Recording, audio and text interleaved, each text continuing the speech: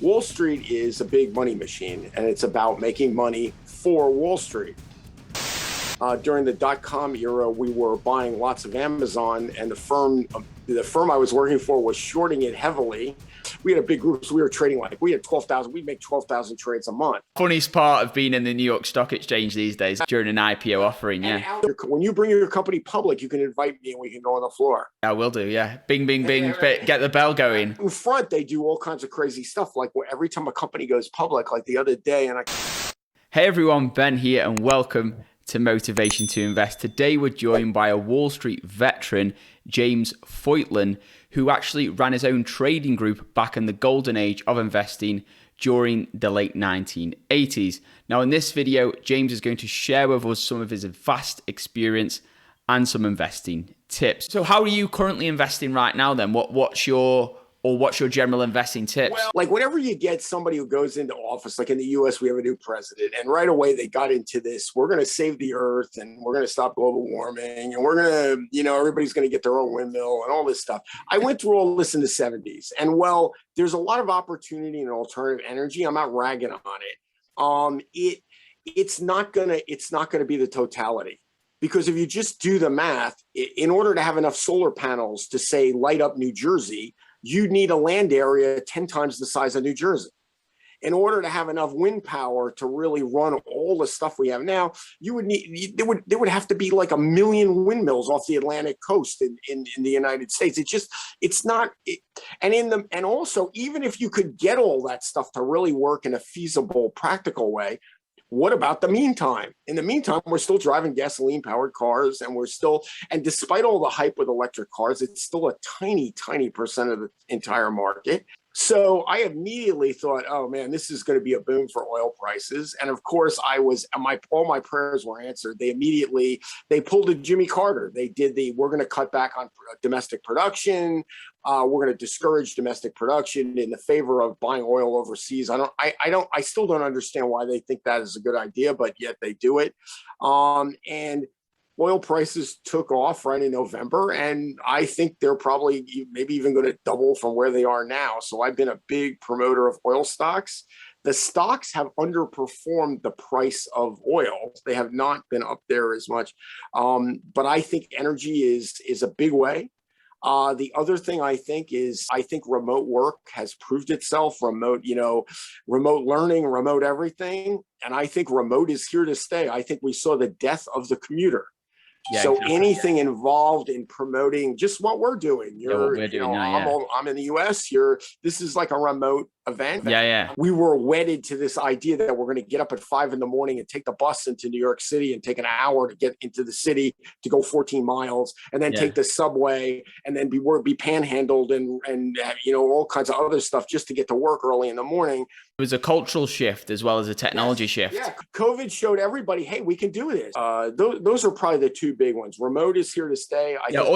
Oil prices. So are you more of a contrarian investor then? Because when everybody was electric vehicles, energy, renewable energy stocks, you were saying, actually, I'm going to go invest into oil. Absolutely. On this channel, I did a video about oil stocks. I did one early 2020 when it crashed, and I did all the analysis, and I said, I bought a few oil, Shell, I bought Chevron, I bought a few of these companies.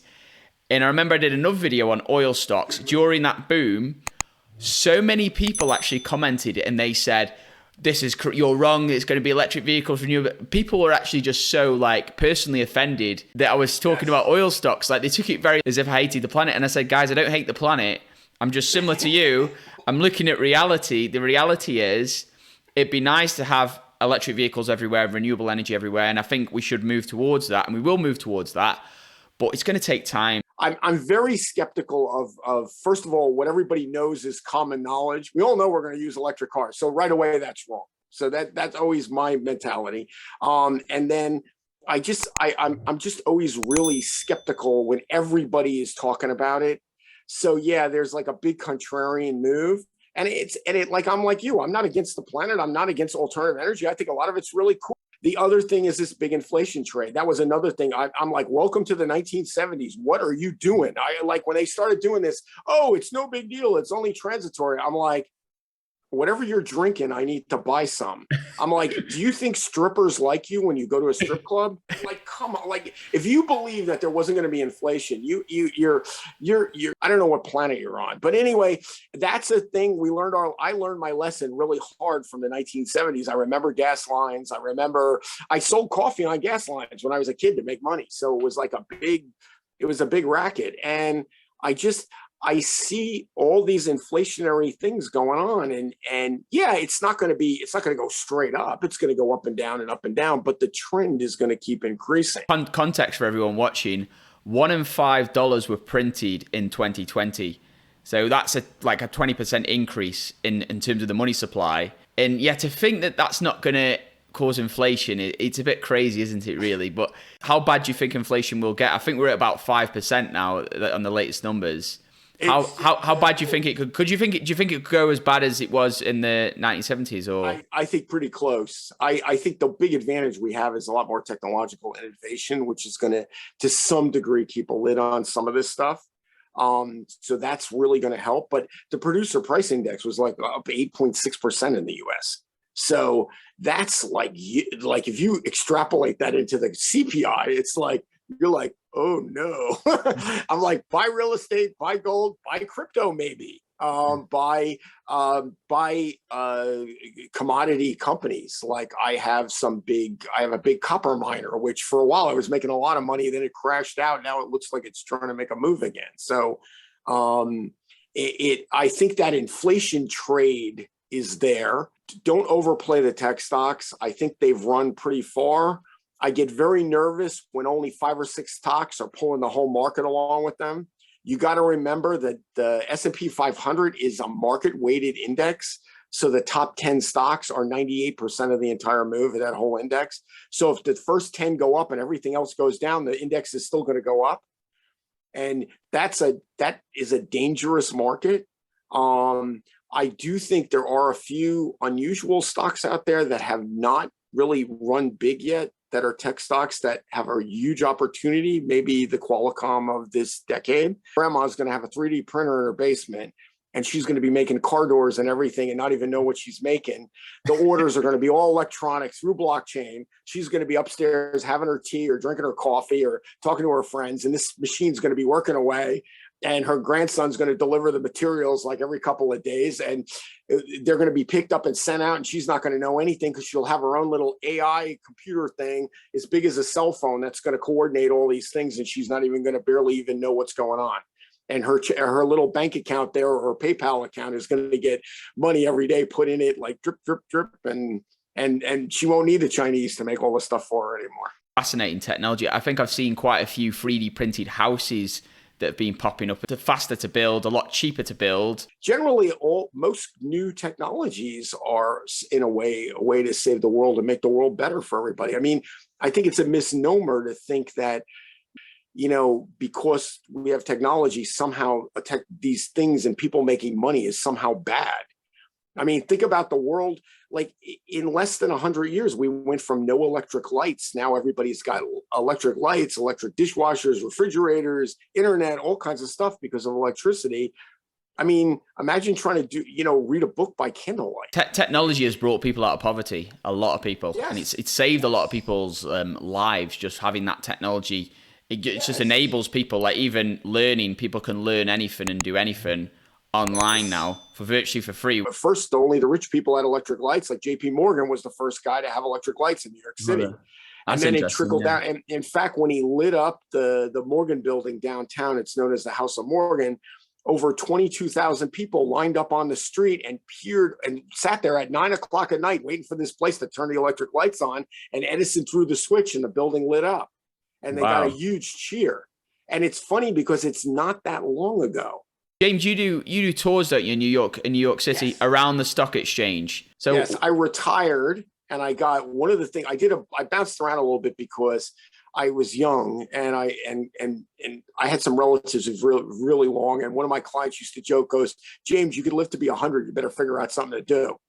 And I'm like, yeah, you're right. First I was going to go to Puerto Rico and drink margaritas on the beach. And I figured that would last about a week. And then I'd go stir crazy. So I was like, I got to figure out something. So I did a lot of consulting. and I stumbled on this tour guide thing. And in New York, you have to get a license, and the test is actually pretty hard. You'd be amazed how many.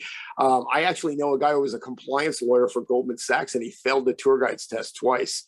So I mean, he's a real attorney and a compliance attorney. So, and he still failed the tour guides test. So you have to take a test, and then you that allows you to give tours in New York City. And because it was kind of funny, I got the license, and I was like looking on Craigslist of all things, and there was an ad that said, "Did you work on Wall Street? Do you have a tour license?" I'm like, "Hey, that's me." So I called the guy up, and it was funny because he worked at Deutsche Bank, and I knew his boss.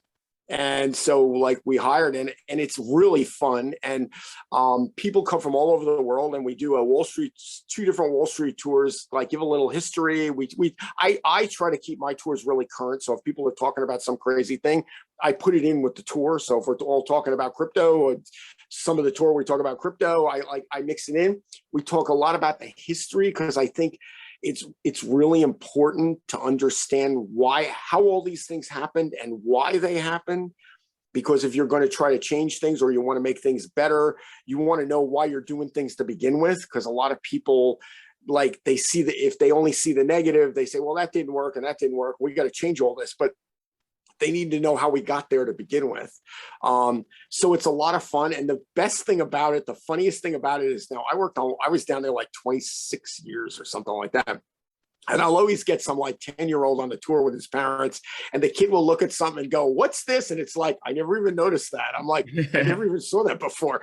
Or many years ago, you see in a lot of movies, you see the New York Stock Exchange full of people. There's lots of activity going on. And obviously now we have computers technology. Are there still people in there, and what do people do in there? It's more for promotional purposes, the New York Stock Exchange. It's basically all electronic. There are people on the floor, and frankly, a very experienced person who knows how to read the tape and can follow the stocks can probably still easily outtrade any algorithm. I'm not a big fan of this algorithmic trading, because I went through the 87 crash, and that we had something called program trading in the 80s, and that created the crash. Generally, what you'll find historically is if people key on certain indicators, you as a trader can do the reverse. Like in the 90s, the day traders bought in the morning and sold in the afternoon. Well, if you could hold stocks overnight, you would sell first thing in the morning and buy late in the day, because you would do reverse. And there used to be this great trade where we buy really heavy on Friday afternoons because they'd be selling like crazy, and then we'd sell first thing Monday morning. And for 18 months, that trade it worked every single time. Wow. And so we were keying on and this is what happens with algorithmic trading. It does, well, if this and this happens, then this happens. Well, everybody starts doing the same thing. So then people like me sit around and go, well, every time it flashes orange, they all sell this stock. So next time it flashes orange, I'm going to wait to buy it when they all sell, and I'm going to start buying it I'm going to do the reverse. Or, and you also got to remember, like, the programs are only as good as the people who program it. And there's really no way you're going to know all the variables. Think of 9/11. On 9/10, did anybody think somebody would hijack a plane and fly it into a building in New York City? The stock exchange got good security around it. Yeah, it used to be able to like walk in there. If you dressed right, you could sneak right in. But Batman movie where I think it's Bane goes into this New York Stock Exchange, hijacks it, and literally hacks the whole thing and gets a load of money from somewhere. Could it be hacked or anything like that? It probably, I think anything can be hacked. Yeah. But I would say that the possibilities are probably pretty slim. I mean, there's used security. You're in a high security zone down there, which means basically you have the NSA like reading your body temperature while you walk around. So they're listening to everything you say. They're listening to your cell phones. They're reading all your texts. They're like, everything is under, and they're not doing it really to spy on you, or at least that's what they say. They're doing it because they're worried some guy may do some crazy thing. And it's happened in 2010, believe it or not. Some guys actually bought a truck, once again on Craigslist, that they thought was going to be full of dynamite, and they were going to try to blow up the New York Federal Reserve. Wow. Unfortunately for us, and unfortunately for the guys trying to do this, it was an FBI sting operation, and they had put the ad on Craigslist. Hi, we have a truck with bombs in it. Yeah, you got to be really careful what you buy on Craigslist. Yeah. For sale, truck with bombs.